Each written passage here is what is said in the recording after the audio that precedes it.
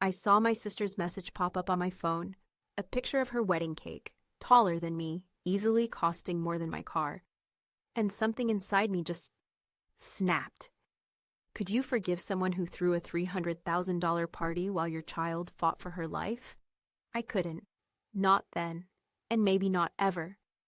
Rain pattered against the window of my tiny apartment. Neon city lights painted streaks of red and blue across the worn furniture. My phone buzzed, another well-wisher congratulating Sarah on her perfect wedding. Perfect. My daughter Lily lay in a hospital bed, tubes snaking out of her, and they were talking about perfect. The doctors had been clear. Lily needed a specialized surgery, one that cost more than I could dream of. I'd swallowed my pride and asked my family. My parents offered what they could, bless them, but it wasn't nearly enough. Sarah, on the other hand, was marrying Mark, whose family had money to burn, $300,000 in fact, on a wedding that looked like it belonged in a magazine. I called Sarah. Hey, I said, trying to keep the bitterness out of my voice. The surgery. We're still short. I was wondering. Oh, Julia, she said, her voice dripping with practiced sympathy. You know, Mark and I are starting our life together. We have plans, a budget. It's just not possible right now. Not possible, I repeated, my voice rising.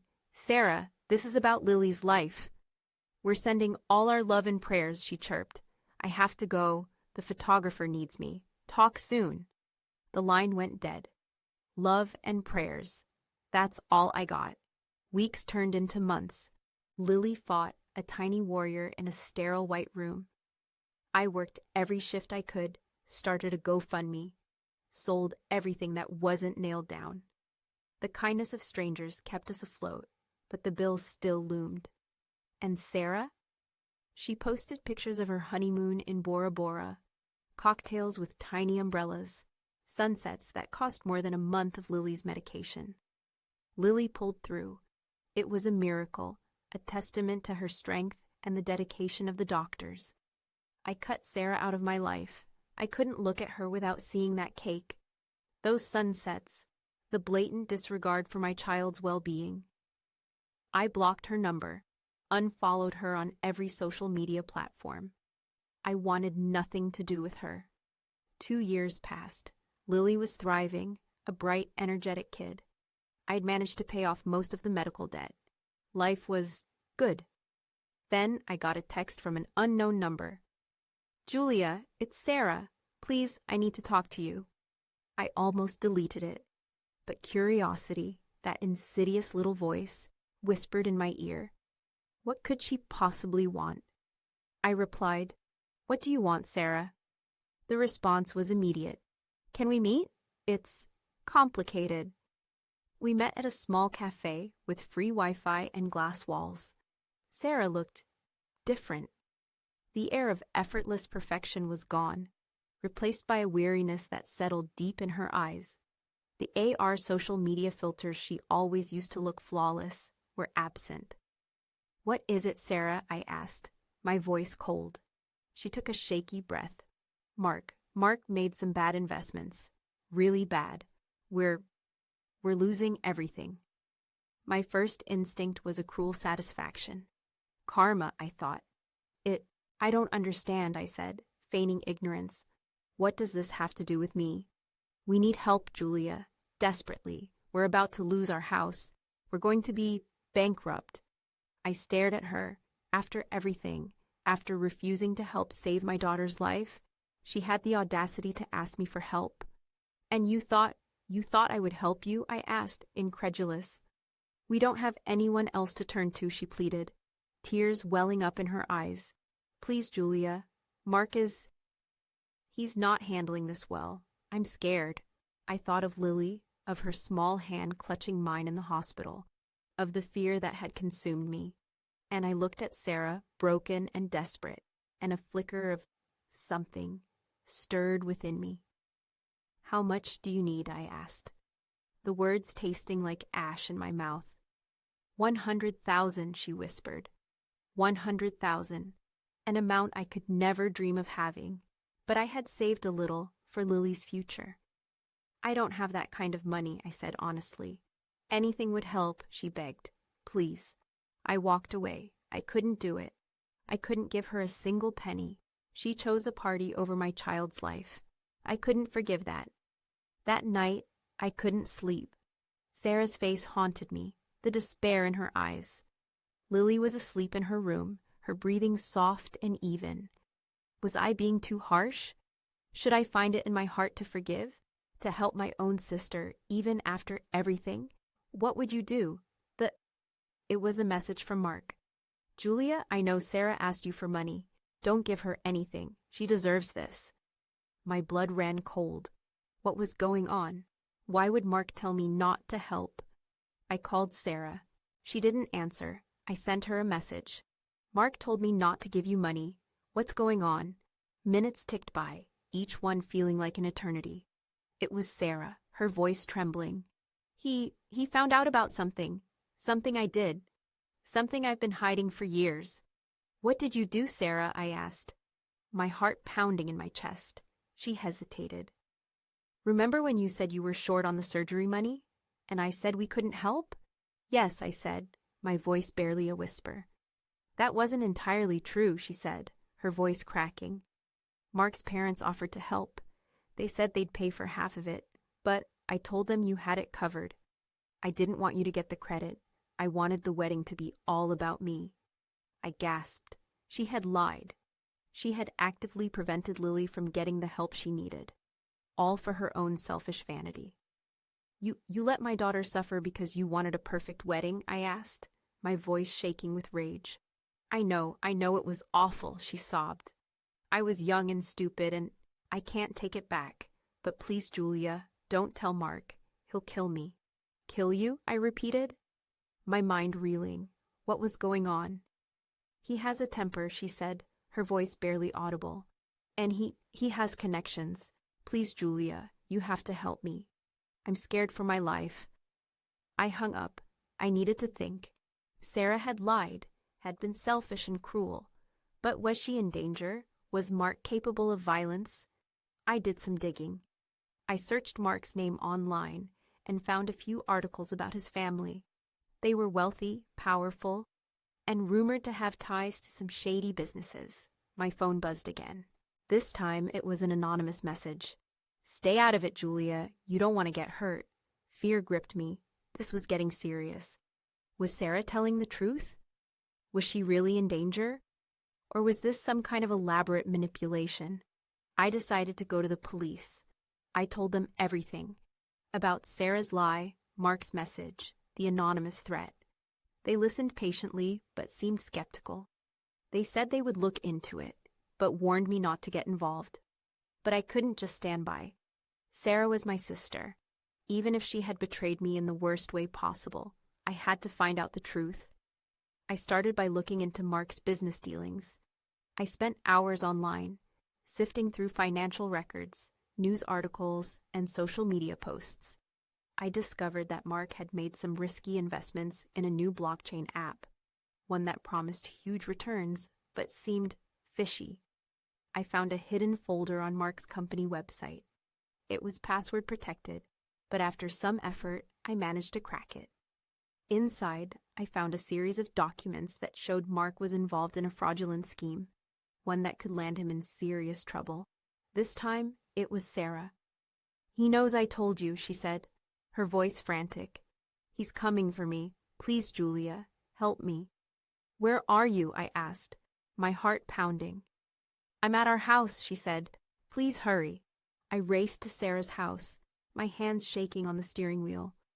The house was dark and quiet. I cautiously approached the front door and rang the bell. No one answered. I tried the door. It was unlocked. I stepped inside. The house was a mess. Furniture overturned, pictures smashed on the floor. I called out Sarah's name, but there was no answer. Suddenly, I heard a noise upstairs. I slowly crept up the stairs, my heart pounding in my chest. I reached the top of the stairs and saw Mark standing in the hallway, his face contorted with rage. Where is she? I demanded. She's gone, he said, his voice cold. She ran away. Good riddance. I didn't believe him. I could see the anger in his eyes, the desperation. Something was wrong. "What did you do to her, Mark?" I asked, my voice trembling. He lunged at me, grabbing my arm. "Get out of here, Julia. This is none of your business." I struggled to break free, but he was too strong. He pushed me against the wall, his grip tightening on my arm. Suddenly, Sarah appeared. She came out from behind the bedroom door and screamed, "Mark, stop it!" Mark turned to her, his eyes widening in surprise. "Sarah, what are you doing here?" "I'm calling the police," she said, holding up her phone. Mark lunged at her again, trying to grab the phone. I saw my chance and kicked him in the shin. He stumbled back, giving Sarah time to dial 911. The police arrived minutes later and arrested Mark. Sarah was safe, but she was still terrified.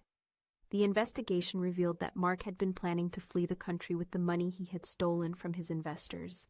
He had also been abusing Sarah for years, controlling her every move. Sarah eventually divorced Mark and started a new life. She got a job, made new friends, and began to heal from the trauma she had endured. She also apologized to me for what she had done, for putting her own vanity above Lily's life. I didn't forgive her immediately. It took time and a lot of difficult conversations, but eventually I came to realize that Sarah was not the same person she had been. She had learned from her mistakes and was genuinely remorseful. In the end, I helped her, not financially, but emotionally. I supported her as she rebuilt her life, offering her a shoulder to cry on and a listening ear. It wasn't easy. There were times when I wanted to scream at her, to remind her of the pain she had caused. But I knew that holding on to that anger would only hurt me in the long run. I made a choice. I chose forgiveness. Not because Sarah deserved it, but because I deserved peace. Lily is now a healthy, happy teenager. She knows about everything that happened, about Sarah's selfishness and Mark's abuse. But she also knows that we are a family, and that we will always be there for each other, no matter what. So what would you have done? Would you have helped Sarah after she refused to help Lily? Could you have forgiven her? It's a tough question, one that I still struggle with sometimes, but I believe that forgiveness is always possible, even in the face of unimaginable betrayal. It's not about condoning what happened. It's about freeing yourself from the pain and moving forward. It's about choosing love over hate, hope over despair. And sometimes it's about giving someone a second chance. The rain has stopped, and a sliver of moon peeks through the clouds. Lily's laughter drifts from her room. Life is good, imperfect maybe, but good. And I've learned that sometimes the greatest strength comes not from holding on to anger, but from letting it go. If you enjoyed this story, please give it a like and subscribe for more true crime-inspired family dramas. And let me know in the comments, what would you have chosen? Write what you'd choose. Your perspective matters. Lily's laughter, though, it always brings me back. It reminds me of what's truly important. Family, in whatever form it takes. I thought about Mark sitting in jail. A part of me felt sorry for him. He had ruined his life, his marriage, all for the pursuit of money and power. But another part of me felt he deserved it. He had been cruel and controlling, and he had nearly hurt Sarah. Justice had been served. But was it enough? Later that week, I received a letter. It was from Mark. It was handwritten on cheap-lined paper. He wanted to apologize. He admitted that he had been wrong, that he had let greed consume him. He said he understood why Sarah had left him, and that he didn't blame her. He also thanked me for saving her life. He knew that if I hadn't intervened, things could have ended very differently. He said he was ready to face the consequences of his actions. He was ready to go to prison. I stared at the letter, my mind racing. Could I forgive him too? Could I find it in my heart to forgive the man who had threatened me, who had abused my sister? It seemed impossible. But then I thought about Lily. I thought about the importance of forgiveness, of letting go of anger. I thought about the power of redemption, and I made a decision. I decided to visit Mark in jail. I didn't know what I would say. I just knew that I needed to see him, to look him in the eye. The jail was cold and sterile, a stark contrast to the warmth of my home. I waited in a small, cramped visiting room, my hands clasped tightly in my lap. He looked different. His eyes were hollow, his face gaunt. He wore an orange jumpsuit, and his hands were shackled. He sat down across from me, his gaze fixed on the floor. "Thank you for coming," he said, his voice barely a whisper. I didn't say anything. I just looked at him. "I know I don't deserve your forgiveness," he said, "but I wanted you to know that I am truly sorry, for everything." He told me about his childhood, about his father's pressure to succeed, about his fear of failure. He told me how he had let greed consume him, how he had lost sight of what was truly important. He told me how ashamed he was of his behavior, and he asked for my forgiveness. I listened patiently, my heart aching. I saw the pain in his eyes, the remorse in his voice, and I knew that he was telling the truth. He had made mistakes, terrible mistakes, but he was also a human being, capable of change. I took a deep breath. "I forgive you, Mark," I said. He looked up at me, his eyes filled with tears. "Thank you," he whispered. "Thank you." I didn't stay long. I just wanted him to know that I had forgiven him, that I was no longer holding on to anger. As I left the jail, I felt a sense of peace wash over me. I had done the right thing. I had chosen forgiveness over hatred. I had chosen hope over despair. Back in my apartment, the glow of the setting sun painted the walls in hues of orange and gold.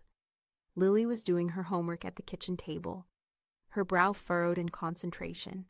I watched her for a moment, my heart swelling with love. She was my everything, and I would do anything to protect her. My phone pinged with a message from Sarah. "Want to grab coffee tomorrow?" it read. I smiled. "Sounds good," I replied. Life wasn't perfect. It never would be, but it was good, and I was grateful for every moment. A few weeks later, I received another message, this time through a blockchain app I barely used anymore.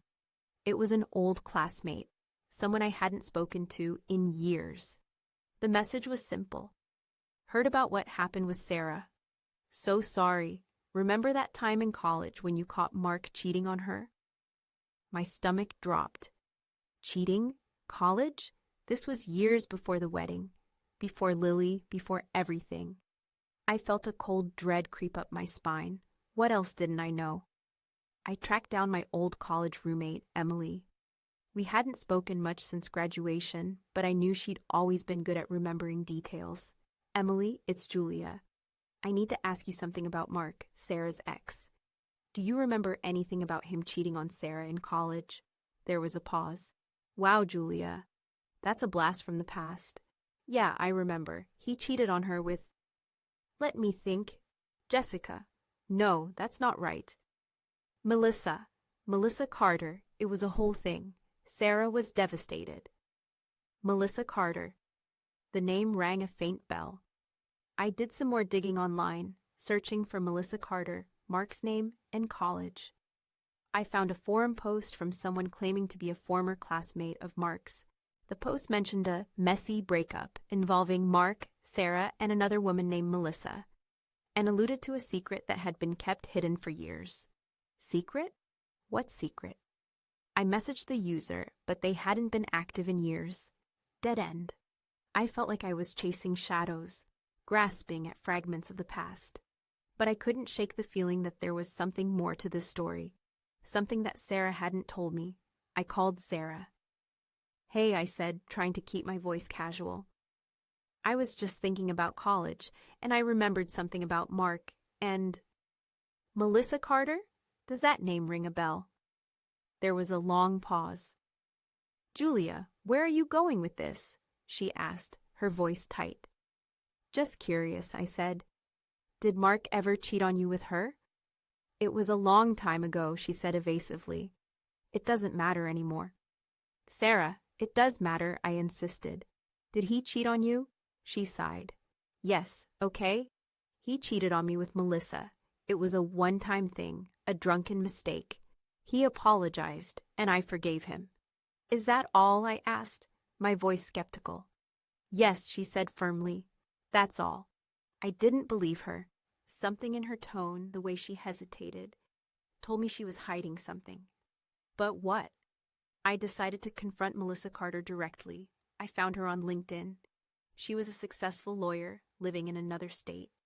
I sent her a message explaining that I was Sarah's sister and that I was trying to understand something about her past with Mark. She agreed to a phone call. When we spoke, Melissa was surprisingly candid. She admitted that she had slept with Mark in college, but she claimed that it was more than just a drunken mistake. Mark told me that he and Sarah were on the verge of breaking up, she said. He said that he was in love with me, that he wanted to be with me. I felt a wave of anger wash over me. Mark was a liar, a manipulator, but Melissa wasn't finished. There's something else, she said, her voice hesitant. I got pregnant. I gasped. Pregnant? What happened? I asked, my voice barely a whisper. I told Mark, she said. He was furious. He said that he didn't want a baby, that it would ruin his life. He pressured me to get an abortion. Did you? I asked. No, she said. I couldn't. I gave the baby up for adoption. My head was spinning. This was too much. A secret baby, hidden for years. What would Sarah say? I found myself standing at Sarah's doorstep, ready to spill everything. The porch light flickered in the evening breeze. I knocked, the sound echoing in the sudden silence. The door swung open, and there she was, holding a letter. Sarah's face was pale, her eyes wide with a mixture of fear and resignation. The letter trembled in her hand. What's that? I asked, my voice barely a whisper. She didn't answer, just held out the letter to me. I took it, my fingers brushing against hers. The envelope was plain, with no return address. The handwriting was unfamiliar. I opened it, my hands shaking. The letter was short and to the point. I know about Melissa's baby, it read, and I know who the adoptive parents are. If you don't want this information to be revealed, you will pay me $5,000. My blood ran cold. This was extortion. Someone knew about Mark's secret baby and was trying to blackmail Sarah.